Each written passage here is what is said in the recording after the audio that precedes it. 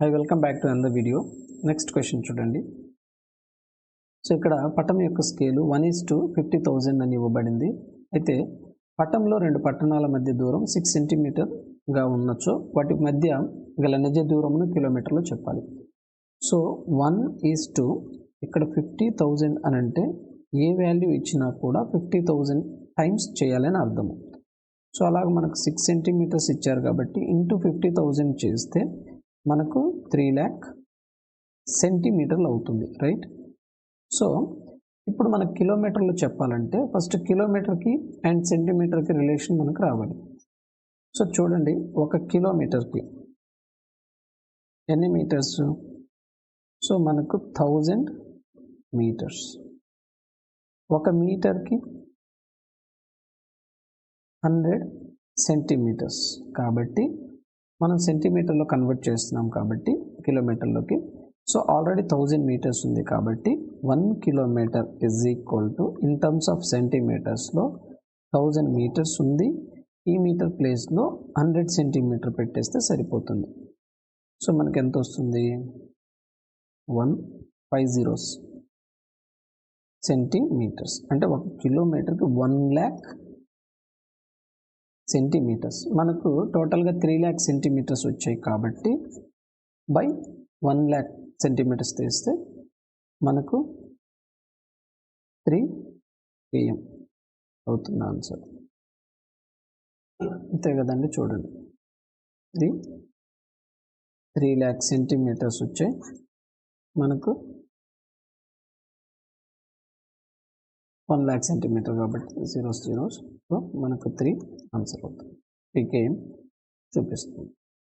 Next question. అక్కరణీయ సంఖ్యలను కొన్ని numbers ఇచ్చారు, ఫ్రాక్షన్స్, రేషనల్స్. సో వీటి యొక్క సంఖ్యలను ఆరోహణ క్రమంలో అమర్చాలి. ముందుగా ఇప్పుడు 1/3, 3/10, 1/2, 2/5. నార్మల్ డివిజన్ మెథడ్ ద్వారా అయినా చేయొచ్చు, లేదంటే ఎల్సిఎం అప్రోచ్లో చేయొచ్చు. ఒకవేళ మనకు వచ్చు అనుకుంటే 1/3 వాల్యూ 0.33, 3/10 అంటే 0.3, 1/2 అంటే 0.5, 2/5 అంటే 0.4. ఇలా వాల్యూ రాయగలిగితే ఇది లీస్ట్ వన్. సో 3/10 ఫస్ట్, తర్వాత 1/3, తర్వాత 2/5, తర్వాత 1/2. ఇలా కూడా చేయొచ్చు. బట్ దీనికన్నా ఇంకొక అప్రోచ్ ఏంటంటే ఎల్సిఎం అప్రోచ్. ఎల్సిఎం అప్రోచ్ అంటే సింపుల్ అండి, ఏం లేదు. 1/3, 3/10, 1/2, 2/5 ఈ డినామినేటర్లో ఉన్నటువంటి అన్ని వాల్యూస్ యొక్క ఎల్సిఎంని తీసుకోనండి. సో టోటల్గా ఎల్సిఎం తీసుకుంటే మనకు 3, 10, 2, 5కి అసాబ్ కట్టండి. 3, 10, 2, 5 30 అవుతుంది. So 3 1s are 10, 2, 5. 5 తీసుకోండి. 5 2s are 12 అని ఉంచండి. 5 1s are so 2, 2 5s are 10, 30. So మనకు టోటల్గా ఎల్సిఎం అనేది దీని యొక్క ఎల్సిఎం కసాగు 30 వస్తుంది. ఇప్పుడు చూడండి, ఎల్సిఎం రావడం వల్ల సింపుల్గా మనకు డినామినేటర్లో ఈ 30 వాల్యూవే వచ్చేయాలంటే ఇప్పుడు ఫస్ట్ నెంబర్కి 1/3 ఉంది కాబట్టి 30 రావాలంటే 10తో మల్టిప్లై చేయాలి డినామినేటర్లో. So 3 10s are 30. అలాగే పైన కూడా 10తోనే మల్టిప్లై చేస్తాం. 3/10 ఉంది కాబట్టి ఆల్రెడీ పైన 10 కింద 3తో మల్టిప్లై చేయాలి, డివిజన్ చేయాలి. సో 1/2 ఉంది, దీనికి 15/15 చేయాలి. సో లాస్ట్ నెంబర్ 2/5 ఉంది, దీన్ని మనం 6/6 చేస్తుంటే సరిపోతుంది. ఇప్పుడు చూడండి, మనకు అన్నిటికీ డినామినేటర్స్ అనేది సేమ్గా ఉన్నప్పుడు మనకు పై వాల్యూ అనేది ఏది ఎక్కువ ఉంటే అది ఎక్కువ ఉంటుంది, ఏది చిన్నది తక్కువ ఉంటే అది చిన్నది, సింపుల్గా. అందుకని మనం ఎల్సిఎం అప్రోచ్ని ఫాలో అవుతాం. ఇక్కడ first 1 10s are 10, 3 3s are 9, 1 15s are 15, 2 6 12. చూసారా, సేమ్ నెంబర్స్ని ఈజీగా మనం వితౌట్ ఫ్రాక్షన్స్ చేయగలిగాం. కాబట్టి దీన్ని సెకండ్ టర్మ్ని ఫస్ట్ ఇలాగ మనం తర్వాత రాసేయచ్చు. దీని ప్రకారం ఏ నెంబర్ని మనం తీసుకున్నాం ఆ నెంబర్ని చూడండి. సెకండ్ వన్ ఇది కాబట్టి 9 అనేది 3/10, తర్వాత 10 అంటే ఫస్ట్ నెంబర్ 1/3, తర్వాత 15 కాదు 12 అంటే ఇది లాస్ట్ నెంబర్ 2/5, తర్వాత 1/2. సో ఈ విధంగా చేస్తాం. నెక్స్ట్ క్వశ్చన్ చూడండి. సో ఇక్కడ 27a² b³ -a⁴కి ఏదైనా ఒకటి కారణాంకం అడిగారు. ఇక్కడ 2 కారణాంకాలు అడగలేదు. ఒకవేళ 2 కారణాంకాలు ఇచ్చుంటే కనుక నేను ప్రీవియస్ పేపర్స్లో కొన్నిట్లు చేశాను. a ఈక్వల్ టు సమ్ 1 అని, b ఈక్వల్ టు 2 అని సమ్ సబ్స్టిట్యూట్ చేసి సబ్స్టిట్యూషన్ అప్రోచ్ వలన కూడా మనము ఐడెంటిఫై చేయొచ్చు. బట్ ఇక్కడ సబ్స్టిట్యూషన్ వర్కౌట్ కాదు. ఎందుకని అంటే ఓన్లీ మనకు ఒక ఫ్యాక్టరే కనుగొనమన్నారు. అది కూడా ఒక ఫ్యాక్టరే ఇచ్చాడు. ఇక్కడ 4 ఆప్షన్స్లో కూడా మనకు ఒక ఫ్యాక్టర్, ఈ రెండిట్లో ఈ 4గిట్లో ఒక ఫ్యాక్టర్ని మాత్రమే ఇచ్చారు కాబట్టి అది మనకు వర్కౌట్ కాదు. ఎందుకంటే ఇక్కడ మనము ఈక్వేషన్లో టోటల్ కనుగొన్నా కానీ ఇక్కడ సబ్స్టిట్యూట్ చేసినప్పుడు ఒక ఫ్యాక్టర్, 2 ఫ్యాక్టర్లలో ఒక ఫ్యాక్టర్కి మాత్రమే సబ్స్టిట్యూట్ చేస్తాం కాబట్టి ఆన్సర్ రాదు. కాబట్టి ఇక్కడ అప్రోచ్ చేయలేం. సో ఏం చేయాలి, దీన్ని నార్మల్ అప్రోచ్లో ట్రెడిషనల్ వేలో వెళ్ళాల్సిందే. చూడండి 27 a² అండ్ b³ -a⁴ ఇలా ఇచ్చారు. సో కామన్ తీయండి. ఫస్ట్ ఇక్కడ a² ఉంది, వీటిలో కూడా a² ఉంటుంది కాబట్టి a⁴లో సో a² కామన్ తీసేయండి. So 27 b³ -a⁴. సో ఇక్కడ మరలా చూడండి a² మన క్యూబ్ టర్ముల్లో కనబడుతుంది కదా ఈ 2, కాబట్టి ఈ టోటల్ నెంబర్ని ఒకదానిలాగా రాద్దాం. 3b³ రాస్తే మనకు ఏదన్నా ఈక్వేషన్ వస్తుందేమో చూద్దాం. సో a³ -b³ ఫార్మాట్లో ఉంది. సో మనకు ఫార్ములా తెలిసి ఉండాలి. a² ఇంటూ a³ ఇక్కడ రాస్తున్నాను చూడండి. a³ -b³ = a - b into a² plus ab plus b². ఇది ఫార్ములా. సో దీనిలానే మనం ఎక్స్పాండ్ చేద్దాం. ఓకేనా. సో a² ఇక్కడ a అనేది ఇది, b అనేది ఇది కాబట్టి చూడండి a - b అంటే 3b మైనస్ a అంటే b అంటే ఇక్కడ a కాబట్టి ఫస్ట్ a - b రాసేసాం. నెక్స్ట్ a² అంటే ఈ రెండింటిలో a అంటే 3b (3b² ప్లస్ ab అంటే 3b ఇంటూ a అని ప్లస్ b² అంటే a² అని. ఓకేనా. b ప్లస్లో a ఉంది కాబట్టి టోటల్ ఎక్స్ప్రెషన్ క్లోజ్డ్. సో ఇప్పుడు చూడండి a² రాస్తున్నాను. 3b - a అనేది ఒక ఫ్యాక్టరు. అలాగే మనం దీన్ని ఎక్స్పాండ్ చేద్దాం. 9b² plus 3ab plus a². So మనకు ఇది ఒక ఫ్యాక్టర్. ఈ రెండిట్లో ఏదో ఒక ఫ్యాక్టర్ ఉందేమో చూద్దాం. ఇక్కడ చూడండి 4th option 9b² 3ab a² సరిపోయింది కదా. సో ఈ ఫ్యాక్టర్ ఇచ్చారు. ఓకేనా. సో ఈ విధంగా చేయాలి. Next question. ఒక సమబాహు త్రిభుజం యొక్క చుట్టుకొలత ఇచ్చారు, అయిన దాని వైశాల్యం సెంటీమీటర్లు. సమబాహు త్రిభుజం ఏంటి? Equilateral triangle. 3 భుజాలు సమానంగా వేసుకున్నాం. సో దీని యొక్క చుట్టుకొలత అంటే 3 భుజాలు సమానం కాబట్టి ఏనే ఉంటుంది కాబట్టి 3a = 12√3 అని ఇచ్చారు. సో 12√3 అంటే మనం సైడ్ కనుక్కుందాం.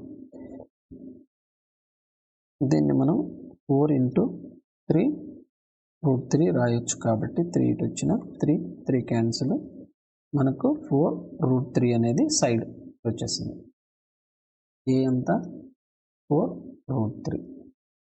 అయితే దాని వైశాల్యం ఇక్కడ మనకు సమబాహు త్రిభుజం యొక్క వైశాల్యానికి ఫార్ములా తెలిస్తే ప్రాబ్లం లేదు. 4/3 సారీ 3/4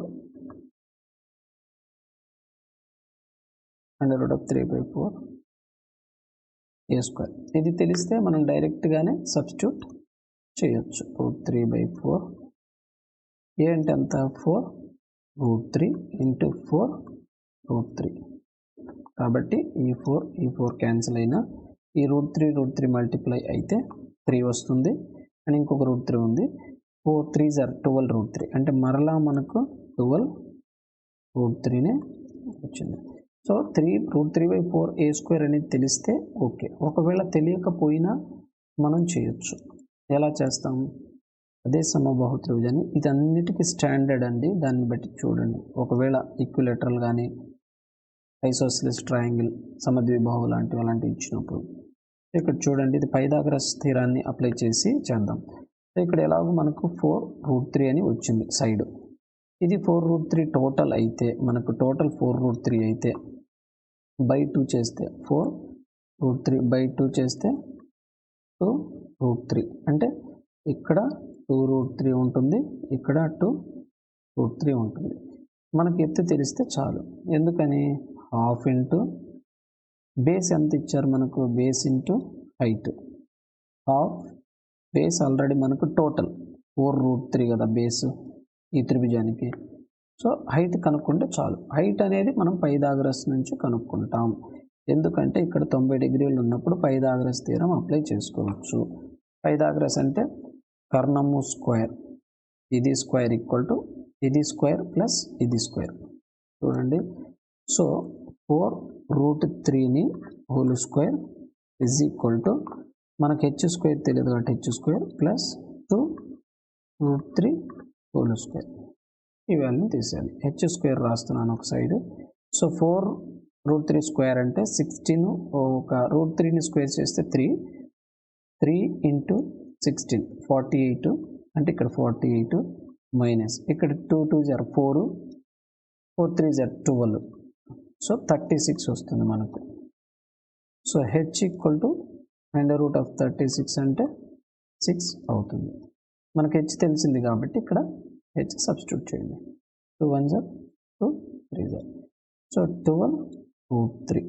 ఇలాగైనా మనము స్టాండర్డ్ ఫార్ములా ద్వారా కూడా ఏరియాని కనుగొనవచ్చు. ఒకవేళ దీనికన్నా బెటర్ ఏంటంటే √3/4 a² అనేది గుర్తుపెట్టుకోండి.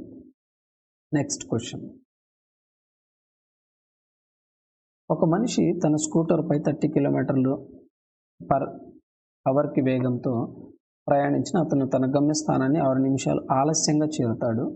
కానీ 40 km/h స్పీడ్తో కనుక ప్రయాణిస్తే 5 minutes అర్లీగా చేరుకుంటాడు. అయితే అతను ప్రయాణించిన దూరం కిలోమీటర్లలో చెప్పమన్నారు. సో ఈ టైప్ ఆఫ్ క్వశ్చన్స్ని ఈక్వేషన్ ద్వారా సాల్వ్ చేయాలి. చూడాలి. ఫస్ట్ కొంత దూరాన్ని, మనకు దూరం తెలియదు కాబట్టి డిస్టెన్స్ d అనుకుంటున్నాను. దీనిని ఒకవేళ 30 km/h గంటకి వెళ్తే కనుక కొంత టైం వస్తుంది. అవునా? ఇది ఒక ఇనీషియల్ టైం t1 అనుకున్నాం. ఇంకొక అదే డిస్టెన్స్ని ఒకవేళ 40 km/hతో వెళ్తే t2 టైంలో వెళ్తాడు. అవునా? సో ఈ రెండిటికి మధ్య ఉన్నటువంటి టైం గ్యాప్ చూడండి. ఇక్కడ ముందుగా ఇటు వెళ్ళినప్పుడు ఏంటంటే 6 minutes లేట్ అంటే -6 వేసుకోండి. అండ్ ఒకవేళ 40 km స్పీడ్తో వెళ్తే 5 minutes అర్లీగా అంటే అర్లీగా అండ్ 6 minutes లేట్ అంటే టోటల్గా 11 minutes గ్యాప్ వస్తుంది మనకు. అంతే కదా? సో ఈ 11 minutes. ఇప్పుడు ఇవన్నీ పర్ అవర్లో ఉన్నాయి కాబట్టి దీన్ని కూడా నేను మినిట్స్ని పర్ అవర్లోకి మారుస్తున్నాను /60. సో ఈ టైం గ్యాప్ని బేస్ చేసుకొని మనం రాస్తే సరిపోతుంది ఈక్వేషన్. సో ఇక్కడ డిస్టెన్స్ అనేది కామన్, ఆ డిస్టెన్స్ని మనం ఐడెంటిఫై చేయాలి. సపోజ్ ఇక్కడ ఎల్సిఎం తీసుకునేసేయండి ఈ ఈక్వేషన్లో. 30 40 యొక్క ఎల్సిఎం 120. సో 120 కాబట్టి 30 4 times పోతుంది కాబట్టి 4d మైనస్ 40 3 times పోతుంది కాబట్టి 3d is equal to 11/60. So మనకు d is equal to 11/60 into 120, 61 62 అంటే డి అనేది మనకు డిస్టెన్స్ ఎంత 22 కిలోమీటర్స్. సింపుల్ అండి. కరెక్ట్గా మన ఈక్వేషన్ ఫ్రేమ్ చేయగలిగితే ఈ టైప్ ఆఫ్ క్వశ్చన్స్ని ఈజీగా చేయొచ్చు. Next question. 8 పరిశీలనలో అంక మధ్యమం లెక్కించుటకు 42కు బదులుగా 24 పొరపాటున చేయగా 38గా వచ్చిన సరైన అంక మధ్యమం. ఒక 8 పరిశీలనలు చేశారు అంక మధ్యమం లెక్కించడం. అంటే అంక మధ్యమం అంటే మనకు సగటు అని తెలుసు. 42కు బదులుగా 24గా పొరపాటుగా చేయగా విలువ 38 వచ్చింది. అంటే మనకు వచ్చిన వాల్యూ అయితే ప్రజెంట్ వచ్చినటువంటి వాల్యూ ఇది రాంగ్ యావరేజ్. రాంగ్ సగటు అంక మధ్యమం అంటే యావరేజ్. సో ఇప్పుడు వచ్చింది 38. అయితే ఇప్పుడు మనం ఎక్కువ తీసుకున్నామా తక్కువ తీసుకున్నామా అనే దాని మీద ఈ వాల్యూ తగ్గుతుందా పెరుగుతుందా ఉంటుంది. 42కు బదులుగా 24 తీసుకున్నారు అంటే తక్కువ తీసుకున్నారు, ఇంకా పెరగాలి మనకి యావరేజ్. సో ఎన్ని పరిశీలనలు ఉన్నాయి అంటే నెంబర్ ఆఫ్ 8 ఉన్నాయి మనకు నంబర్స్. సో 8 నెంబర్స్ మీద డివైడ్ అవ్వాలి ఆ డిఫరెన్స్. సో 24 42 డిఫరెన్స్ చూసుకోండి. 6 12 18. సో ఈ 18 అపాన్ 8 ఇస్తే మనకి ఎంతైతే యావరేజ్ వస్తుందో అన్ని నెంబర్స్ మీద యావరేజ్గా డిస్ట్రిబ్యూట్ అవుతుంది. కాబట్టి 2 4s are 2 9s are. So 4 1s are 4 2s are 1 ఉంటుంది కాబట్టి 4 2s are 4 5s are. So 2.25. ఈ 2.25 మనకు రేజ్ అవ్వాలి కదా, కాబట్టి ఒరిజినల్గా ఇందాక వచ్చిన వాల్యూ 38 ప్లస్ 2.25 చేస్తే మనకు 40.25 అనేది ఇప్పుడు వచ్చినటువంటి యావరేజ్. Next question. 20,000పై 2 సంవత్సరాలకు 10% రేట్ ఆఫ్ ఇంట్రెస్ట్తో చక్రవడ్డీ మరియు బారు వడ్డీల తేడా. ఇక్కడ తేడా అడిగారు కాబట్టి నేను ఒక అప్రోచ్ చెప్తాను చూడండి. సో నార్మల్ అప్రోచ్ ఇది 20,000. దీని మీద మనకు ఒకవేళ సాధారణ వడ్డీ అంటే సింపుల్ ఇంట్రెస్ట్ కనుక పడేది ఉంటే మనకు 10% కదా వడ్డీ. సో 10% తీయండి. దీనిలో నుంచి 10% తీయాలంటే ఒక 0 తీసేస్తే చాలు. కాబట్టి ఒక 0 తీసేస్తే 10%. 100 కావాలంటే ఏం తీయకూడదు. 10% కావాలంటే ఒక 0 తీసేయాలి. 1% కావాలంటే 2 zeros తీసేయాలి. సో ఇక్కడ 1 0 తీసేస్తే 2000. సో ఫస్ట్ ఇయర్ మనకు రేట్ ఆఫ్ ఇంట్రెస్ట్ వడ్డీ వరకే ఎంత వస్తుంది, 10% రేట్ ఆఫ్ మీద 2000 ఇంట్రెస్ట్ వచ్చింది. ఇప్పుడు సెకండ్ ఇయర్ కూడా ఇది సాధారణ వడ్డీ ఉంటే అదే అసలు మీద పడుతుంది మనకు. ఇది కూడా 10% అంటే 2000. కానీ ఇక్కడ మనకు చక్రవడ్డీ అన్నారు కాబట్టి చక్రవడ్డీ అంటే అర్థమైంది మనకు అంతకు ముందు వచ్చినటువంటి వడ్డీ ఏదైతే ఉందో దాని మీద మరలా వడ్డీ పడుతుంది. అంటే ఇది కదా ఫస్ట్ ఇయర్కి మనకు వచ్చింది, ఇది సెకండ్ ఇయర్కి. ఫస్ట్ ఇయర్కి వచ్చిన దాని మీద మరలా 10% తీసుకోండి. అదే రేట్ ఆఫ్ ఇంట్రెస్ట్ అంటే ఒక 0 తీసేయాలి కదా. సో 200. ఈ వాల్యూ వరకు మనకు సెకండ్ ఇయర్ ఇంట్రెస్ట్, ఫస్ట్ వరకు మనకు ఫస్ట్ ఇయర్ ఇంట్రెస్ట్. అయితే మనల్ని అడిగిన క్వశ్చన్లో చక్రవడ్డీకి బారు వడ్డీకి తేడా. బారు వడ్డీ అంటే ఫస్ట్ ఇయర్ 2000, సెకండ్ ఇయర్ 2000 ఇలా వస్తుంది. బట్ మనకు చక్రవడ్డీలో ఫస్ట్ ఇయర్ 2000 వస్తుంది, చక్రవడ్డీలో సెకండ్ ఇయర్కి 2000 అండ్ ఫస్ట్ ఇయర్ మీద వచ్చిన వడ్డీ మీద వడ్డీ ఒక 200. కాబట్టి ఇది వస్తుంది ఎక్స్ట్రాగా. అయితే దానికి దీనికి డిఫరెన్స్ ఏంటంటే 200. ఎందుకంటే సాధారణ వడ్డీ అంటే 2000 ఎన్ని సంవత్సరాలన్నా 2000 వస్తుంది. కానీ చక్రవడ్డీలో ఆల్రెడీ వచ్చిన ఇంట్రెస్ట్ మీద ఇంట్రెస్ట్ పడుతూ ఉంటుంది. సో ఆ డిఫరెన్స్నే కనుక్కొనమన్నారు కాబట్టి 200 is the answer for this question. Next question.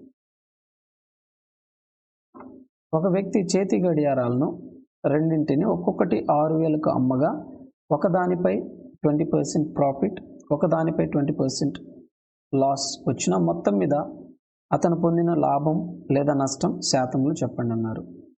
ఈ టైప్ ఆఫ్ క్వశ్చన్ రెండింటిని 6000 సేమ్ సెల్లింగ్ ప్రైస్కి అమ్మి same profit same percentage of loss వస్తే 100% లాసే వస్తుంది. అది ఎలాగో చూడండి. సింపుల్గా ఫార్ములా ఉంది. అది ఫాలో అయినా సరిపోతుంది. సో మనకు సక్సెసివ్ డిస్కౌంట్స్ అనే ఒక 2-3 డిస్కౌంట్లు ఇచ్చే ప్రాబ్లమ్స్లో ఈ టైప్ ఆఫ్ మోడల్స్ని మనం ఫాలో అవుతాము. దాని ప్రకారం చెప్తున్నాను. ఫస్ట్ ట్రెడిషనల్ అప్రోచ్ చెప్తాను, ఆ తర్వాత ఫార్ములా చెప్తాను. చూడండి, రెండిటి యొక్క సెల్లింగ్ ప్రైస్ మనకు తెలుసు కదా. సెల్లింగ్ ప్రైస్ రెండిటి యొక్క కాస్ట్ ప్రైస్లు ఐడెంటిఫై చేద్దాం. సో 6000 ఫస్ట్ దానిది. అయితే ఫస్ట్ ఇది 20% ప్రాఫిట్కి అమ్మాడంటే ఈ 6000 బై 120 కదా, ఇంటూ 100 చేస్తే ఒరిజినల్ వస్తుంది. ఎందుకు, ఈ 20% ప్రాఫిట్కి అమ్మాడు కాబట్టి 120 పార్ట్స్ 6000 చేసేసి 100 పార్ట్సే కదా నేను కొనగల, కాబట్టి 100 పెట్టాను. So 0 0 2 5 2 6 6 1 6000 times. సో 5000 అనేది దీని యొక్క కాస్ట్ ప్రైస్. దీనికి 5000 కొని ఫస్ట్ దాన్ని 6000కి అమ్మాడు అంటే ఇక్కడ మనకు 20% ప్రాఫిట్ వచ్చింది. ఇది ఫస్ట్ది CP1, ఇది SP1 అనుకోండి. నెక్స్ట్ SP2 కూడా సెకండ్ ప్రోడక్ట్కి కూడా మనకు 6000. కానీ దీని యొక్క CP2 చూద్దాం. సెకండ్ ప్రోడక్ట్ యొక్క కొన్న వెల ఈ 6000ని మనకు ఎంతకు 20% లాస్కి అంటే 80 పార్ట్స్కి అమ్మాడు. కొన్న దాంట్లో కొన్నది 100 పార్ట్స్కి అయితే అమ్మింది 8 పార్ట్స్కి. కాబట్టి 80 పార్ట్స్ని 6000కి డివైడ్ చేస్తే సరిపోతుంది అండ్ 100 పార్ట్స్ తీసుకోవాలి. 0 0 సో 5 4 4 1 4 15 0 0 15 5 7500. ఓకే, అంటే ఇక్కడ చూడండి, ఇప్పుడు మనము ప్రాఫిటా లాస్ పర్సంటేజా క్యాలిక్యులేట్ చేయాలంటే టోటల్ కొన్న వెలలు, టోటల్ అమ్మిన వెలలు, ఆ రెండింటి మధ్య మనకు లాభం వచ్చిందా నష్టం వచ్చిందా చూసి దాన్ని టోటల్ కొన్న వెల మీద చూడాలి. సో మనం టోటల్ సెల్లింగ్ ప్రైస్ 12,000 అని తెలుసు. టోటల్ కొన్న వెలలు CP1 వచ్చేసి CP1 ప్లస్ CP2 వేసుకున్నాం డైరెక్ట్గా. సో ఒకటి 5,000 కొన్నాం, ఇంకొకటి 7,500 కొన్నాం. అంటే మనం టోటల్గా 12,500కి కొన్నాం. బట్ SP1 ప్లస్ SP2 రెండు చూస్తే 6,000 plus 6,000 that is equal to 12,000కే మనం అమ్మింది. అంటే నష్టమా లాభమా? లాస్ ఎంత? 500. ఈ 500 దేని మీద చూస్తాం? ఎప్పుడైనా కొన్న వేల మీద చూస్తాం. ఎందుకంటే మనం ఎంతైతే దాని మీద ఇంకర్ అయిందో ఎక్స్పెండిచరు దాన్ని బేస్ చేసుకుని చూస్తాం కాబట్టి ఎంత పర్సెంట్ అనేది కావాలి. కాబట్టి 0 0s 25 5s 25 20s 25 2s 50 కాబట్టి 5 1s 5 4s అంటే మనకు 4% అనేది లాస్ వచ్చింది. ఓకేనా? దీన్ని ఆల్టర్నేట్ వే ఇదంతా చేయకూడదు అనుకుంటే ఈ టైప్ ఆఫ్ డైరెక్ట్గా క్వశ్చన్ ఇచ్చినప్పుడు ఎంత లాస్ వస్తుంది? ఖచ్చితంగా లాస్ వస్తుంది. ఎంతంటే x²/100. ఇది ఆల్టర్నేట్ మెథడ్. చూడండి, సింపుల్గా మైనస్ అని ఎందుకు రాస్తామంటే లాస్ కాబట్టి. సో x²/100% లాభం వస్తుంది, నష్టం వస్తుంది. x² అంటే ఏంది? 20%. ఎంతైతే పర్సెంటేజ్ ఉందో అది. 20² అంటే 20 × 20/100 దట్ ఈజ్ ఈక్వల్ టు 400/100 అంటే 4% మనకు మైనస్ ఉంది కాబట్టి లాస్ వస్తుంది.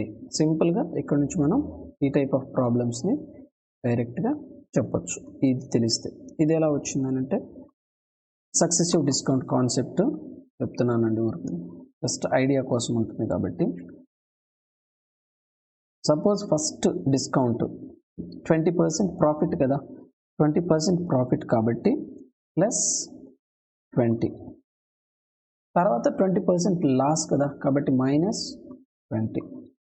ఈ తర్వాత రెండిటి మీద ఇంపాక్ట్ ఉంటుంది. ఎందుకంటే ఫస్ట్ దాని మీద సెకండ్ దాని యొక్క ఇంపాక్ట్ ఉంటుంది కాబట్టి ఇది ప్లస్ వేస్తాం.